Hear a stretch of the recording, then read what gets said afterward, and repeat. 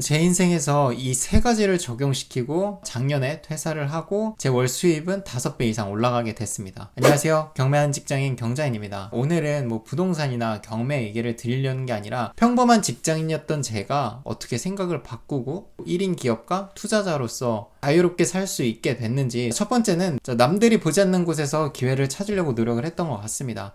제가 부동산 투자를 시작했을 2018년 6월 당시만 해도 대부분의 사람들이 아파트 투자를 하고 있었고요. 하지만 저는 아파트 투자할 돈이 없었으니까 할 수가 없었죠. 대부분의 사람들은 거기서 포기를 하게 됩니다. 하지만 저는 그렇지 않았어요. 거기서 제 인생과 평범한 사람들의 인생이 달라졌다고 저는 생각을 합니다. 저는 가진 돈이 650만 원밖에 없지만 내가 직장인이고 마이너스 통장을 활용할 수 있다면 이 돈을 이용해서 레버리지를 활용해서 어떻게 내가 부동산 투자를 할 수 있을까 찾다 보니까 아파트는 절대 할 수 없었고요. 경매를 통해서 빌라라든지 오피스텔, 아파트를 투자하면은 충분히 내가 레버리지를 극대화하면서 초기 투자금 650만 원 플러스 마이너스 통장을 활용하면은 나중에 전세 세팅을 하고 나서 돈을 다 갚을 수 있겠다라고 판단을 했습니다. 제가 이렇게 말씀드리면 많은 분들이 얘기를 하실 거예요. 지금 대출도 다 막혀있고 부동산 경매 낙찰가율도 너무 높아졌다 라고 하시면은 과거 2018년도에 저랑 다르게 투자를 아무것도 안 하신 분이랑 별반 다르지 않습니다. 시간이 지나고 보면 지금 이 시점에서 투자 안 한 거에 대해서 분명히 후회를 하게 되실 거거든요. 돈이 없다는 건 핑계가 되지 않습니다. 돈이 없으시면 열심히 재테크를 하시건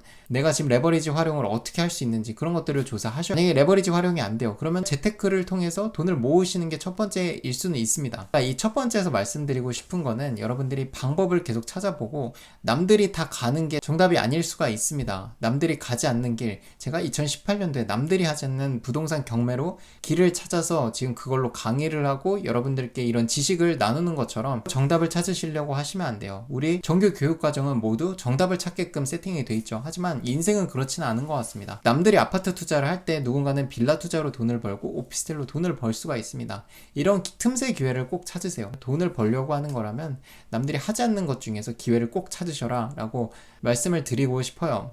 두 번째는 달성 가능한 목표를 꼭 세우시길 바랍니다. 지금 당장 투자 경험도 없고 부동산 계약서를 써보신 적도 없으신 분들이 저는 부동산으로 한 50억 자산 만들고 싶습니다. 100억 자산 만들고 싶습니다. 모든 것은 단계가 있어요. 부동산 경매로 좀 더 구체적으로 예를 들면 여러분들이 입찰을 해본 적도 없는데 경매 낙찰이라는 거는 좀 큰 목표일 수가 있어요. 그러면 어떻게 하시면 되시냐? 예를 들면 이런 식이죠. 내가 회사원이니까 경매 입찰을 매주 갈 수는 없고 적어도 한 달에 한 번, 많으면 2번 이상은 가겠다라는 큰 목표를 세우시고요. 입찰을 가시려면 물건 조사, 가격 조사를 하셔야겠죠. 그러면 내가 한 달 동안 또는 2주 동안 물건 입찰을 해야 되니까 일주일에 물건 한 10개 정도는 조사를 한번 해보겠다라고 해서 물건 검색을 3일 동안 한 10군데를 리스트업을 하세요. 그 10개에 대해서 인터넷으로 선품 조사를 하시고요. 그 중에서 정말 메리트 있어 보이는 것들을 가지고 부동산에 전화해서 시세도 여쭤보시고요. 현장에도 가보시고 이렇게 여러분들이 바로 실천하실 수 있도록 세팅을 해두세요. 당장 여러분들 입찰 경험도 없는데 올해 안에 낙찰 2건 목표, 이런 거는 정말 추상적입니다. 내가 조사도 안 해봤는데 낙찰이라는 거는 너무 먼 얘기거든요. 그렇게 하지 마시고 당장 할 수 있는 거는 물건 검색이죠. 검색을 내가 이번 주에 몇 개 해보겠다. 10개를 했으면 그 중에 3개를 추려서 이 3개는 내가 현장에도 가보고 부동산 사장님이랑도 얘기를 나눠보겠다. 그리고 지역에 관해서도 한번 조사를 해보겠다 라고 해서 그 3개 중에서 적어도 하나는 입찰을 해보겠다. 이런 식으로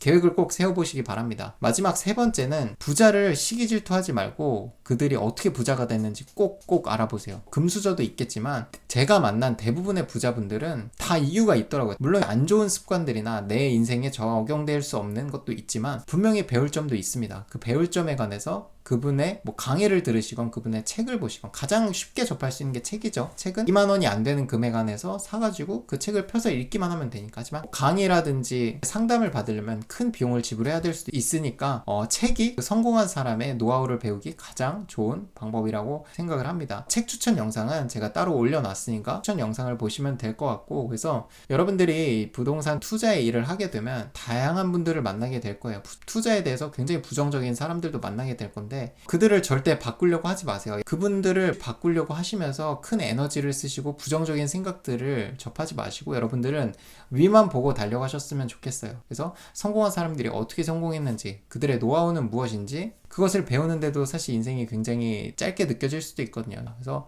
부정적인 사고를 멀리하고 투자로 성공하신 분, 여러분들이 관심 있는 분야에서 최고점을 찍으신 분, 정말 성공하신 분을 쫓아가시던, 아니면 그분이 내신 책을 보시건 그런 노하우들을 꼭 배우시는 걸 추천을 드립니다. 그래서 이렇게 세 가지 좀 말씀을 드리면서, 평범한 월급 300만 원 받던 제가 어떻게 3년 만에 지금의 경장인이 될 수 있었는지, 저는 이 세 가지가 가장 컸던 것 같아요. 남들이 보지 않는 곳에서 기회를 찾고 행동을 했고요. 제가 달성 가능한 목표를 세우면서 그 행동에 추진력을 더했습니다. 그리고 아무거나 추진을 하면 안 되겠죠. 부자들이 어떻게 성공했는지 그 노하우들을 보면서 접목시켜서 부자들이 성공한 방향으로 추진을 했던 것 같아요. 그래서 여러분들도 부자들이 어떻게 했는지 목표를 세우시고 남들이 보지 않는 어떤 기회를 창조하신다면 투자뿐만 아니라 여러분들 분야에서 성공을 하실 수 있을 거라고 생각이 듭니다. 긴 영상 시청해 주셔서 감사드리고, 다음 영상에서도 유익한 내용으로 여러분들께 찾아뵙겠습니다. 감사합니다.